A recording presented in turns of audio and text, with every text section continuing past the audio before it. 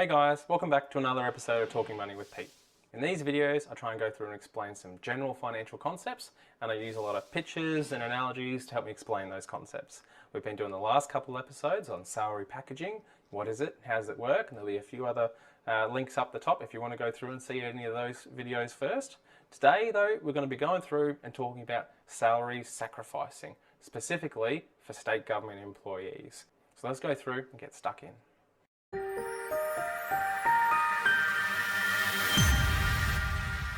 Hey guys, so today we're going to be going through and talk about salary sacrificing, specifically for Queensland State Government. If this isn't your employer, it might not necessarily be relevant to you. We're going to talk about local government, a few other employers in future videos. If you want, you're welcome to leave a comment in the section below and we'll try and do a video about your employers, or we can even have an appointment to specifically run through it with you. But for the purpose of today, we're going to be going through and talking about Queensland State Government and how does salary sacrificing work. So one thing to clear up to start with is salary sacrificing is part of salary packaging. So salary packaging is where you package something with your salary. Think of the word sacrifice, you give something away and you don't get it back.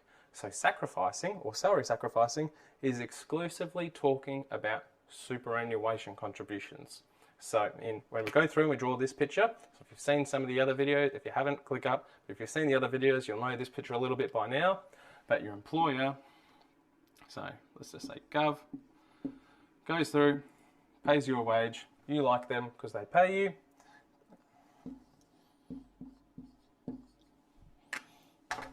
Taxman goes through, takes his slice out of the cake, and you're left with whatever's left. Now, one of the perks of working for Queensland State Government is generally you get a little bit more super than everybody else.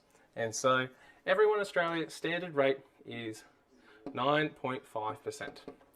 Now, for Queensland State Government, the default is for you to go through and do 5%. So, if you do 5%, then they'll give you an additional 3.25, which means you're getting a total of 17.75% of your wage that's going into super.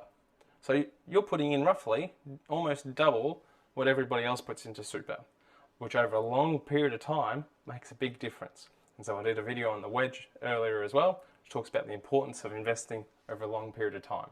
And so that's a really important thing too. So if we go through, let's look at what your employer does first, and then we'll look at what you do if you're not salary sacrificing. So super's over here. And it doesn't matter what super fund you're with, it's all the same. You can choose whatever super fund you want. There's a little act called freedom of choice where you can put it wherever you want. No employer can determine where you put it to.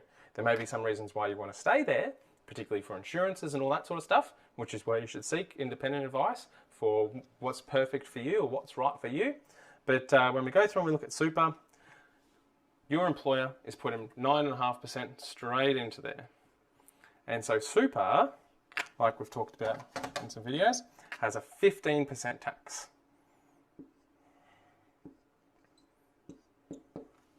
And so most of the money is making it in there. It's called a contributions tax. Now, if you do the so when you do the 5% and you're not salary sacrificing it, you're putting it through here, giving a third of it away in tax, and then contributing it here. So most people are already doing the 5%, they're just not salary sacrificing it. So, Queensland State Government, you got two administrators. And so neither of them, they administrate the benefits of the state government. Neither of them can administrate that benefit better than the other. It's the same benefit offered by your employer. And so by going through one of those administrators, you get to go through and save the tax. So which would you rather pay?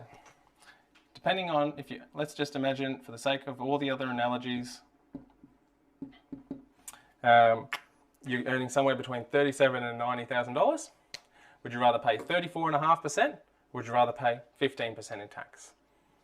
For most people, it's a bit of a no-brainer. There can be some reasons why you wouldn't want to, or if you worked 1 or 2 days a week and you earned $2,000 a year, would you rather pay 0 tax or 15? You'd rather pay 0. But for a lot of people, it's a bit of a no-brainer. And so doing it the same way your employer's doing it. And so when you do the 5%, they do the additional 3.25 in this way as well. So salary sacrificing in super, for most people, think I can't afford to do extra super contributions. Most of the time it's the contributions you're doing anyway. It's just choosing whether you want to pay tax first or in which tax you want to pay. Whether you want to pay tax before you put it in or pay the 15% contributions tax. When you switch to doing it straight through this way, effectively, you'll get a pay rise. And so the choice for most people then is, do you want to take the money and run? Or do you want to put those extra contributions into super? And so you don't notice the difference in your pay. And so that builds up over a long period of time. So you've got those sorts of choices to go through and make as well. But I hope that helps. And we'll be doing some future videos like this too. Hey guys, I hope you found that video interesting. Feel free to leave a comment or like or subscribe, all that sort of stuff too. We'll be making a few more videos like this, particularly on the salary packaging topic. And we've got a great team of professionals that you can go through and talk to about this if you're not sure what you should be doing yourself. Otherwise, we look forward to seeing you in future videos.